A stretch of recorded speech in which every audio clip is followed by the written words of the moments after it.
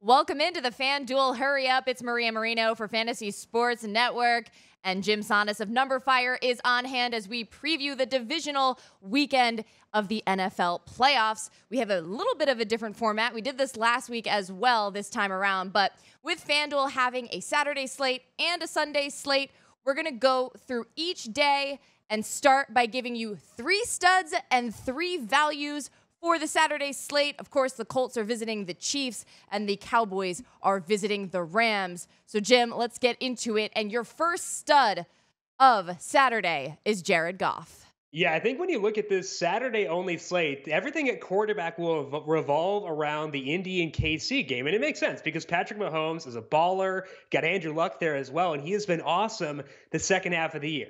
I do want to make mention of Jared Goff, though, because I think that there are 2 things that align really well for Goff to make him a pretty solid play for this week. And the 2 things that align are the Cowboys' defense on the road and Goff at home. Starting off with Goff at home so far this year, he has averaged 25 FanDuel points per game at home. That is compared to 13.6 FanDuel points per game on the road. So when they're in the Coliseum, Jared Goff tends to do pretty well.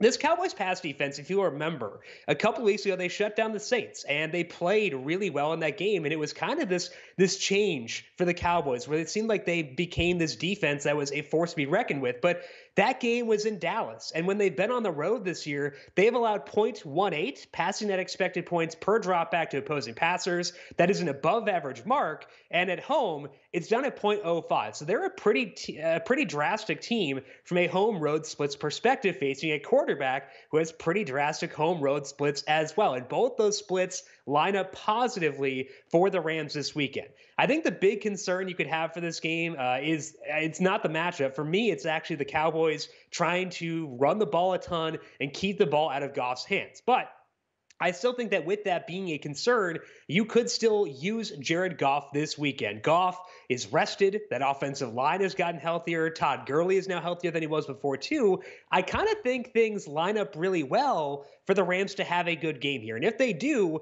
Jared Goff will likely go off. So, yes, if I'm starting a Saturday lineup, I'm probably going to go with Mahomes more often than not. But I kind of think that Goff deserves consideration too, especially when you consider that his salary is much lower than Mahomes. A lower salary, as you mentioned, the home road splits heavily favoring Jared Goff, and he has every weapon at his disposal, hopefully rested and healthy. On to a stud at the running back position. It's the same one that we talked about last weekend, Ezekiel Elliott. Yeah, I think that we talked before about the Cowboys having these weird home road splits. And I think that that's a concern for Dallas because if they get behind early, they're not going to run the football. And that's where Zeke Elliott gets most of his volume. But even with the Cowboys struggling on the road this year, it hasn't killed Zeke Elliott, especially since Amari Cooper came over because his volume has just been so good. Zeke played 3 games on the road after Amari Cooper came over. And in those 3 games, they actually got shut out in one of those games. But Zeke still averaged 26.5 FanDuel points per game. He has 21% of the team's targets since Jeff Swam got hurt outside of Week 17 in that game where Zeke did not play. He has 26% of their red zone targets in that time. And what that says is that when they do get behind, Zeke Elliott will still be part of the game plan because he can get dump offs out of the backfield and do work that way as well. The other part about this is that when this game is close, the Cowboys are probably going to run the football, and they could do so effectively. Wade Phillips, the defensive coordinator for the Rams, is known for encouraging opposing teams to run the football. And it makes sense because, in general, passing is more efficient than rushing. So you can understand why Phillips would do so. But with Zeke, I kind of think that that's going to lead to efficient volume and good volume when this game is close. There is risk that the Rams get out front early, and that could wind up hurting Zeke quite a bit. But as mentioned, his role in the passing game is so good that he could still wind up paying off regardless. So at running back, you got concerns around Todd Gurley. Don't really know what Damien Williams' role will be with Spencer Ware potentially being back. And then there's also Marlon Mack in a game where the Colts could fall behind. So I think it really does start once again with Zeke Elliott, both for the Saturday slate and for the 4-game slate too. The pass catching upside certainly makes Ezekiel Elliott pretty foolproof. He's right now projected to reach over 114 yards as well as over 18 fantasy points on FanDuel. Up next, a stud at the tight end position. Who else but Travis Kelce? Absolutely. Travis Kelce is always a fun play, and I'm always willing to use him. But I think it makes sense here, even though we do have Eric Ebron on this exact same slate in that game. I don't mind Gerald Everett as a cheaper play from the Rams, but with Travis Kelce, I think it's just kind of too good to pass up. They're facing the Colts. They're ranked 23rd against the pass so far this year, and they have struggled to stop opposing tight ends. They've, faced Zach Ertz, Rob Gronkowski, and Evan Engram, three guys who have gotten good volume this year. And all three of those guys had at least 5 receptions for 70 yards against this Colts defense. And Kelce has a better role than all three of those guys have. Now, the one factor here is that Sammy Watkins probably going to be back for this game. He practiced in a limited fashion on both Tuesday and Wednesday. So I would assume Watkins is out there once Saturday rolls around. But even when Watkins was healthy earlier this year, Kelce still had 26% of the Chiefs' targets. He had 32% of their deep targets and 25% of their red zone targets. Basically, he was used as a wide receiver in this offense. And I think that that's what allows you to be more comfortable with Kelce at his salary, which is $7,500. For a tight end, that is a lot of salary. But if you view him as being a wide receiver, that is okay. Kelce is used like a wide receiver, so I'm totally okay with that. He helps fill the most gruesome position on the board here. So Travis Kelce, yes, the price is very high, but I think he's still worth it, and I don't think that's a super hot take to say so by any means. Gets you access to this Chiefs offense and fills a tough position. So Kelce, a really hard guy to avoid, even with some good options on this slate. I agree with you. Out of every offensive threat on that Chiefs team, Travis Kelce has been the most consistent, and he's really been the centerpiece. And as we know, with the tight end position being tough to fill, it's kind of nice just to spend the money and worry about filling out everything else. Now, let's talk about some value plays. You have 3 you want to discuss, starting with Damien Williams of the Chiefs. What about him is appealing for value? Yeah, I think when you look at Damien Williams for this week, a lot of people may be a little bit scared because Spencer Ware also, like Sammy Watkins, got into limited practice on both Tuesday and Wednesday. So I would assume because they had that bye week that Ware will be back out there for this weekend.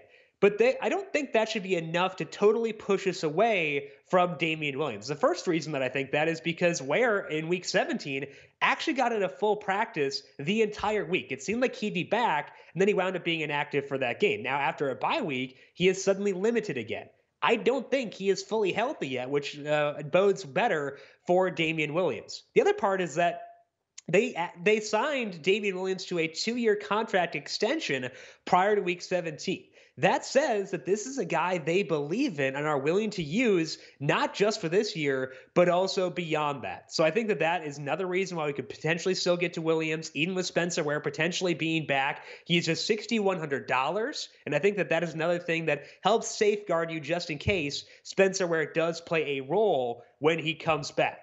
Williams has a role in the passing game. He has at least 5 targets in 3 of the past 4 games, and Ware did play in one of those games as well. So yes, there is some certainly some risk around Damien Williams, but again, Spencer Ware seemed to be fully healthy back in week 17, did not play. Williams got the contract extension, and he will get work in the passing game, and he gets you access to this Chiefs offense for just $6,100. So I think he checks enough boxes to be worth the risk, even though there are some red flags here for sure. Interesting tidbit about that extension. Damien Williams projected to at least reach double-digit fantasy points on Saturday. So let's talk about Josh Reynolds of the Rams next, and he's another value play. Tell me why. Yeah, I think there are 2 potential value plays in this Rams offense. One of them is Gerald Everett if you want to spend down a tight end. He is $4,800. The other guy is Josh Reynolds. Reynolds is $5,600. If we look at this Rams offense since Cooper Kupp got hurt, Reynolds has had a pretty good role. He is 3rd on the team in targets, and that's not great by any means. You never want a guy who's 3rd in the pecking order for targets, but Reynolds has gotten a lot of high leverage targets in that time. He actually leads the Rams in both deep targets and red zone targets since Cooper Kupp got hurt. Reynolds in week 16 saw a snap rate go down. It was around 50% as the Rams decided to go with more two tight end sets in that game. But back in week 17, Reynolds' snap rate was back up to 96%. I think there is some risk here where the Rams could go with more two tight end sets. And if that does happen, Reynolds would be the guy who comes off the field. So I don't think you can use both Reynolds and Everett within the same lineup. But I think you can use either of them by themselves or in a stack with Jared Goff.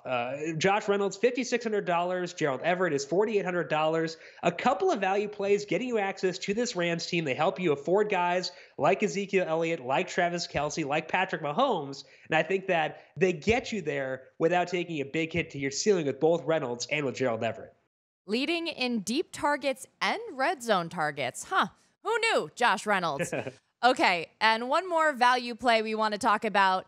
It's on the Colts this time, Dontrelle Inman. Dontrelle Inman last week had a pretty solid game, but he had just 4 targets in that one. So you may think that after the touchdown in that one, it's a little bit point chasey and maybe you don't want to go after Dontrelle Inman. But I think there were other things there in that game against the Texans that could lead you to still go to Imman this week as they go on the road to face the Chiefs. The first thing is that the Colts probably going to have to pass a little bit more in this game than they did against the Texans. That game, they got up big early and were able to run the ball late with Marlon Mack. This time they're on the road. They are 5-point underdogs. They are facing the Chiefs, who are on rest, and they're facing Patrick freaking Mahomes, which probably means we're not going to see a heavy dose of Marlon Mack for this week. In that game, for Dontrelle Inman, he had 4 total targets. 2 of those were at least 16 yards downfield, and he played 71% of the snaps. Imman, down the stretch run of the season, had a pretty good role in this offense. He had 5 or more targets in 3 of the past 5 games and also 4 of the past 6 games. That has included some deep targets. He also had 3 red zone targets the final 2 games of the regular season. So Inman gets targets. Some of them will be high leverage targets. So I kind of think that at $6,200, Inman is pretty expensive, but I think there is enough there where you can use him. Again, I think the big thing with Inman is that he allows you to afford guys like Tyreek Hill and Travis Kelce while still getting exposure to Andrew Luck's right arm, which is something that I definitely want to do for this weekend. I love Eric Ebron. I love T.Y. Hilton, but if you need to spend down a little bit more, I will not talk you out of Dontrelle Inman. Catching a touchdown in each of his last 3 games, not too shabby for Dontrelle Inman, especially if you need to save a little salary. All right, that does it for the Saturday side of things, but we still need to talk about the Sunday slate. We're going to take a quick break and do that when we come back.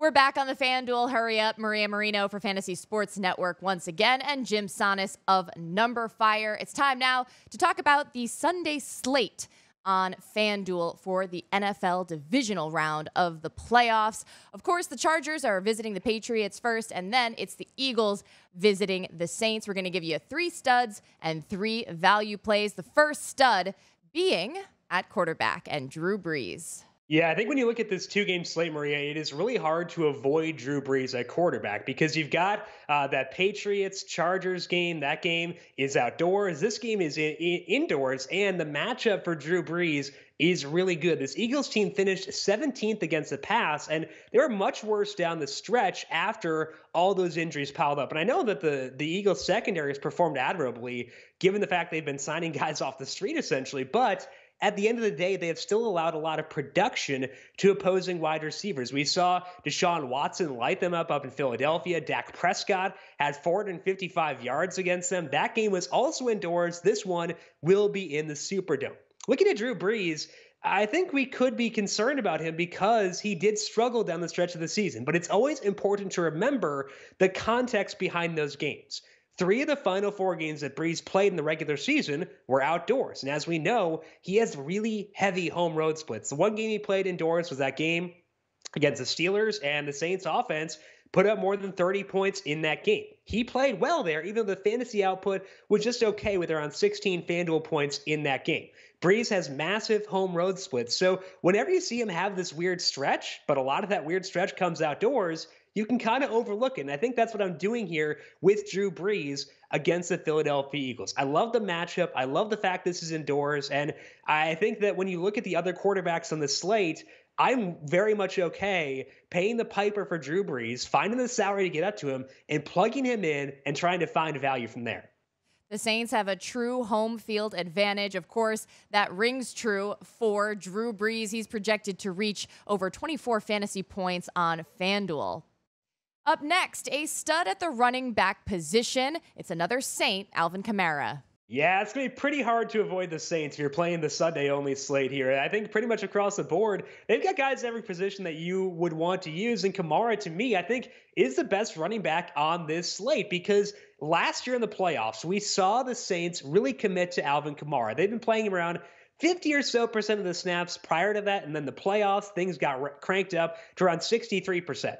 Kamara's been playing 63% of the snaps basically ever since Mark Ingram came back, and I kind of think we could see that go up once again in what is a must-win game for the Saints, obviously, with this being in the playoffs. And the thing that I love about Kamara is how well he matches up with this Philadelphia Eagles defense. They're not bad against the rush, but against pass-catching backs, they can allow a lot of production. 76 receiving yards to Todd Gurley, 79 to Zeke, 83 to TJ Yeldon, 99 to Saquon Barkley, 66 to Dion Lewis. And Kamara, he didn't get a lot of work in the passing game against the Eagles, but he did have a 37-yard touchdown in their first meeting. Kamara, down the stretch run of the season, had 27% of the Saints' targets from week 13 to week 16. He had 28% of the red zone targets as well. So he is a dynamic player. And whenever the Saints have him on the field and give him the football, really good things can happen. So to me, I think Alvin Kamara is easily the top running back on the Sunday-only slate. He is either 2A or 2B for the full 4-game slate behind Zeke Elliott. I think that Kamara is a really hard guy to avoid. $8,400, pretty lofty salary, but to me, he is very much worth that. Worth it when you're projected to reach over 100 yards and 17 fantasy points on FanDuel. Moving on, one more stud that we like on the Sunday slate. It's Melvin Gordon of the Chargers. Why is this game environment not scaring you for Melvin Gordon? It does scare me, that is for sure. But I think if we're trying to find a running back here on this slate who could, and I say could, have a really good role, Melvin Gordon is probably the cheapest one. He is $7,400. And, last week, Melvin Gordon got banged up. He left that game early. He's got a lot of injuries, whether it be his knees. I think he had an ankle injury at one point as well in week 17. So there are a lot of injuries.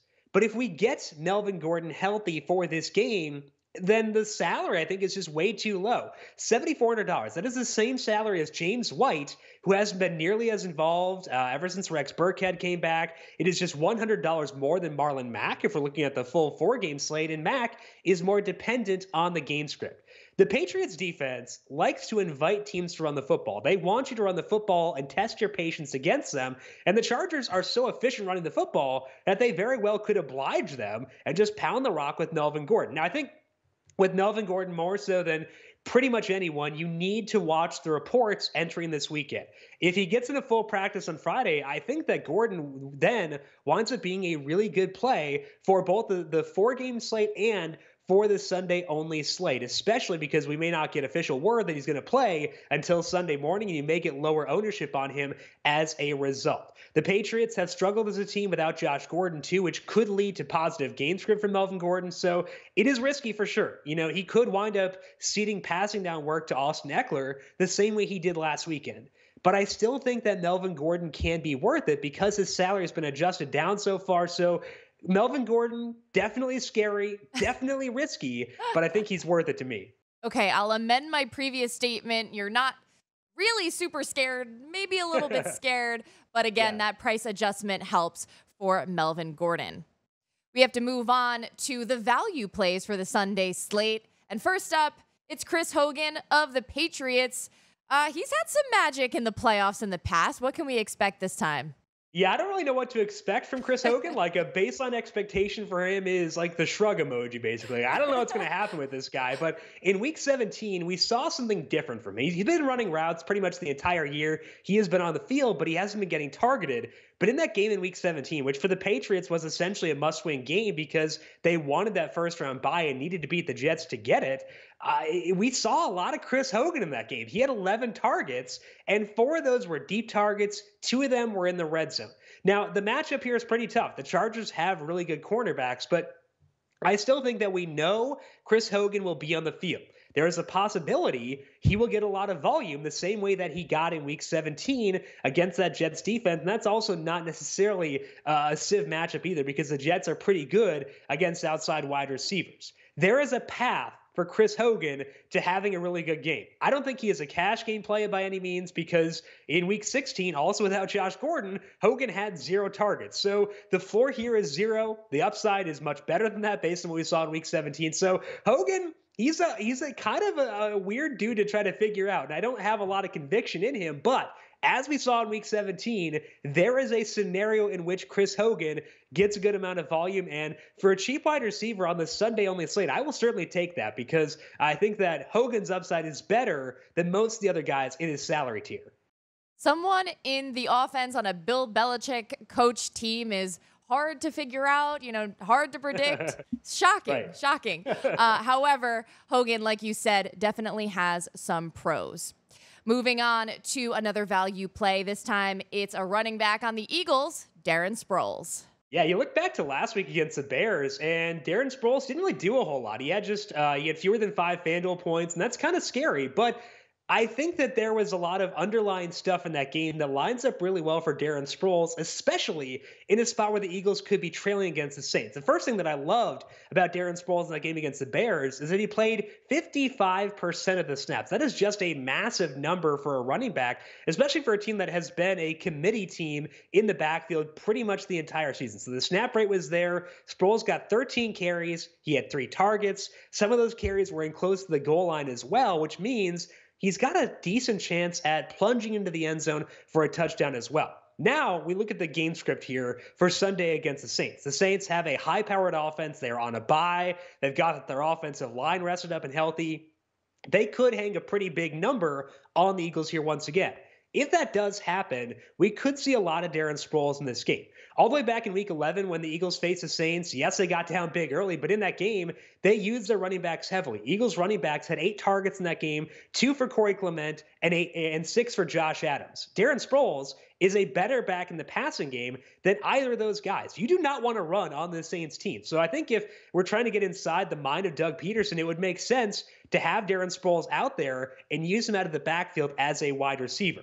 Also, Maria, we cannot forget this is a revenge game for Darren Sproles facing his old team, and obviously that is the biggest selling point we could possibly have on Darren Sproles. So a revenge game for a guy who should play a lot of snaps and is just $5,400. Sign me up for that for sure. Jim, thank goodness you're here. Not only did you remind me what I forgot, which is it's a revenge game for Darren Sproles, you're helping me get into the mind of Coach Doug Peterson. There's no one else I would trust in that scenario. Okay, we have to talk about one more value play, last but not least. It's Ted Ginn Jr. of the Saints, and we already talked about him as flying a little bit under the radar earlier this week. Yeah, I think that that's something that could be appealing for Ginn because, he didn't play in week 17. He's barely played the entire second half of the season, so I don't think people will be super willing to click on his name. Now, he's getting buzz this week, so I'm not saying he will be some super low-owned guy, but there are reasons to be skeptical of Ted Ginn. But there are also a lot of reasons to like this guy quite a bit. He is minimum salary on FanDuel at $4,500, and that is despite having a pretty good role when he did come back in Week 16. In that game, Ginn ran 20 routes, but on those 20 routes, got 8 targets. 5 of those targets were at least 16 yards downfield. And Ginn, before his injury this year, had a really good role in this offense. In the first 3 games this year, Ginn had 6, 7, and 6 targets respectively. He had 8 deep targets in those 3 games combined. He had 2 red zone targets. He also had a couple of red zone targets in week 4 before he got hurt and then eventually went on injury reserve. Ginn did miss week 17, potentially a slight concern, but I kind of thought that was just due to rest, and it seems that is the case because he was limited in practice on Wednesday, which means that he should be good to go for Sunday. Now, Ginn plays a highly volatile role. So I don't think he's a guy you can necessarily build around, build an entire team around, but he should be on the field. We know that he has big upside with the targets he gets, and this Eagles defense can be beat down the field. So to me, Ted Ginn, we don't often find guys who are minimum salary who make a lot of sense. I think that's Ted Ginn for this week, and I'm very much willing to use him. So Ted Ginn, if you need to save some salary on the Sunday-only slate or for the Saturday through Sunday slate, a really good option at $4,500. A good option for Drew Brees and a good option, like you said, to save money as you build your DFS lineup with his salary being just $4,500. All right, that's it. All the studs, all the values for both the Saturday and Sunday slate. Jim Sannes of Number Fire, thanks so much. And thank you all for watching. For more content, be sure to go to fanduel.com/theduel and click on videos. Also, subscribe to our YouTube channel at the Fantasy Sports Network. Enjoy.